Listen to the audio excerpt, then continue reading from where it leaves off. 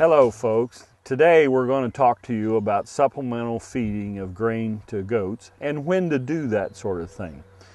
When you have really high quality forages, oftentimes supplemental grain is not required. But if the quality of the forages drop drastically, there are instances where additional grain needs to be fed for the goats to maintain their body condition. First though, let's talk about the most critical element for goats is to have fresh water all the time. They need clean water always available, and they need to be able to reach it and be able to drink out of the tank. In the north, in the climates where it freezes in the wintertime, it's also important that you make provisions to keep the water from freezing. Now this may consist of something simply as placing the water supply inside a building where it's not likely to freeze, or the second option is to use a heat source in the tank, or perhaps have an automatic water that has it built right into the system. The interesting thing about goats though is they're very, very curious.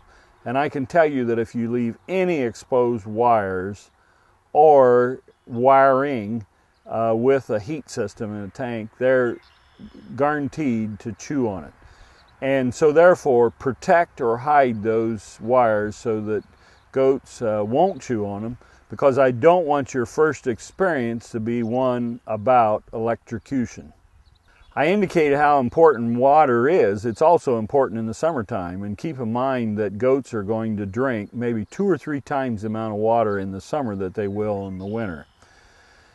If you have quality pastures and quality forages in the summer, usually supplemental grain feeding is not required for meat type goats, although you still need to feed some to the lactating dairy goats.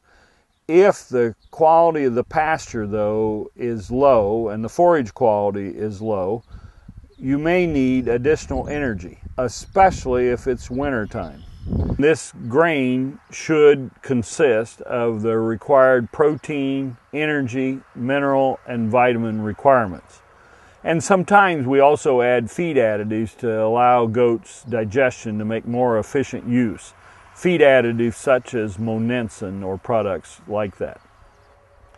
Never feed more than half of the diet as supplemental grain, or you can set your goats up for a number of digestive upsets and illness. The formulation that you feed of grain to goats depends on the type of forages being fed, whether it's winter or summer and that kind of thing. However, I can tell you this: help is available in developing that formulation through your county extension agent, your local feed supplier, or your veterinarian. Here's the basics though. Pasture in the summer, hay and grain in the winter with a trace mineral salt that includes selenium. Prior to the breeding season, you may want to also start a free choice mineral program that consists of dicalcium phosphate, minerals, trace minerals, and salt with selenium included. And you want to start that about 3 weeks before the breeding season starts. Now, some goat flocks are located in areas of the country where they have byproduct feeds available, and they may opt to, instead of feeding grain, feed beet pulp or turnips or wet brewer's grain or sweet corn silage.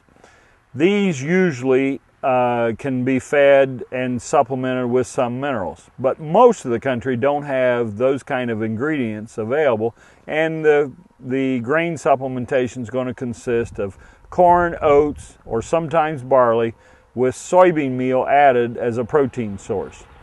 Now, the amount of soybean meal added as a protein source is dependent upon the forage quality. When forage quality is high, then naturally less soybean meal is required.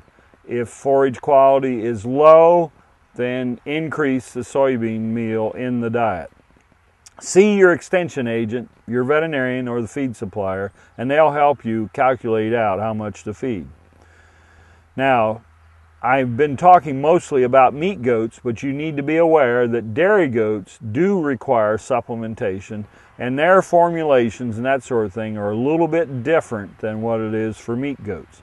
And then, of course, the fiber goats, such as the Angoras, if you try to feed them more protein, you'll end up with a coarser fleece that'll be less desirable on the market. And cashmere goats also, you only feed the very basic maintenance levels, because you will not get an increase either in fleece quantity or quality by feeding additional grain. Remember, goats are finicky eaters. They're just like children. You need to take some time to change their diets. You do it gradually. They're a ruminant animal, which means that they have rumen bacteria and protozoa, or bugs as we like to call them, in their digestive tract that does the digestion. You want to make those changes slowly so that the rumen bugs can adapt. Here are a couple thumb rules on how much to feed your goats. For meat goats, as a rule, we don't feed more than 1% of their body weight in grain. That means that if you have a goat that weighs 100 pounds, 1 pound of grain is the maximum you want to feed. Does that are in lactation, though, have a slightly higher requirement, and you may opt to feed them up to 1.5% of their body weight in terms of supplemental grain. If you feed more, you're in danger of creating a number of health problems. The first is rumen acidosis. Rumen acidosis from feeding too much grain causes them to get diarrhea, sore feet, puts them off feed, and makes them depressed. This can be very life-threatening.